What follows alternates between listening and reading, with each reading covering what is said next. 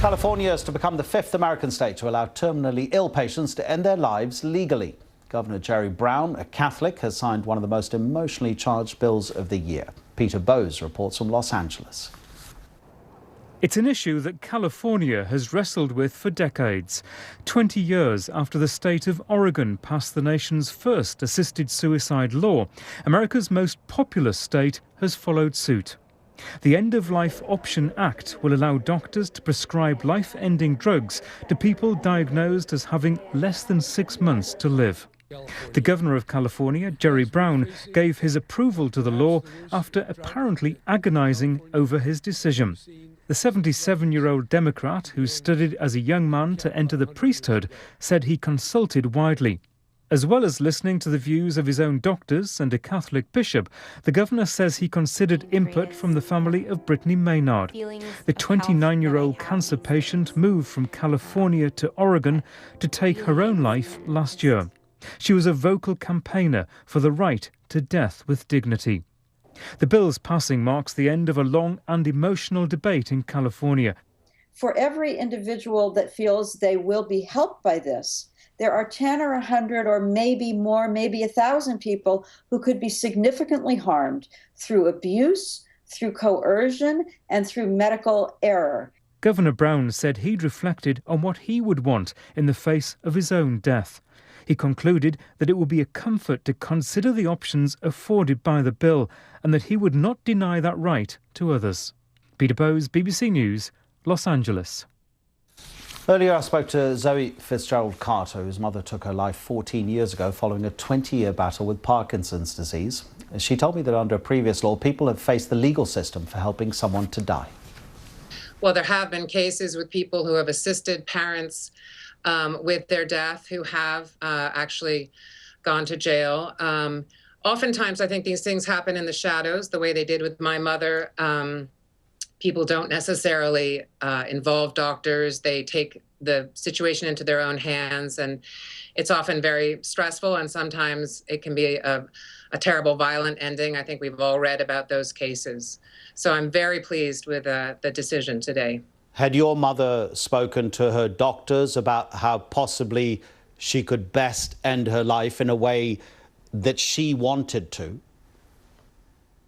She did speak with her doctor, and he was a very lovely, well-trusted man, and he made it very clear that he could not help her legally to end her life. And it really left her on her own, and it left her family, which is her daughters, including myself, to really try and figure things out with her without any medical supervision. And it was very stressful.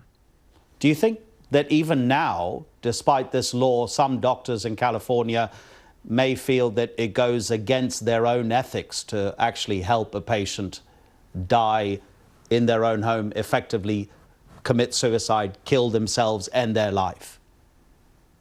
I'm sure that there are those doctors, and I don't think those doctors should have to prescribe those medications if they are morally opposed, just as there are doctors who do not perform abortions if they don't believe in them. I think most doctors consider it part of what they do, and if they're helping patients who are dying anyway to end in a more compassionate, quicker way, I can't imagine a doctor in good faith turning that patient away. So it's the fifth American state now, California. Do you think eventually it will become law in all of the United States? Will California be setting a precedent even more than those other 4 states that have the same law?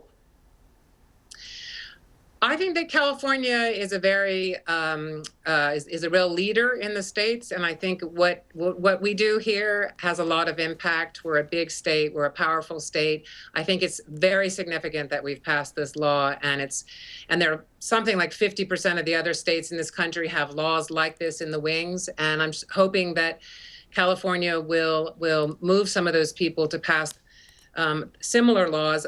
I don't know if it will ever be true in every state in the United States. We certainly have a long way to go to get to that place. Marilyn Golden there, the policy analyst who was in Peter Bowes' report, said that there could be quite a few people who will be victims of abuse of this new law. You kind of think that possibly terminally ill patients, some analysts are saying that they could have pressure put upon them to take this course of action when actually they may personally not feel it's completely correct, but there's pressure from possibly other members of the family who are having to take care of terminally ill people? You know, I just don't see that. And there are obviously dysfunctional families, and look, sometimes people, you know, commit homicides in those sorts of situations, and those people would be held responsible by the law. But I don't think most people pressure their loved aged relatives to kill themselves. I just don't believe that. And I'm sure it will happen here and there. You know, humanity is what it is. But I think those are such the exceptions to the rule. And I think it's kind of scaremongering technique to keep repeating that. I don't think it's the common scenario. I just don't. I'm the leading state sponsor of terrorism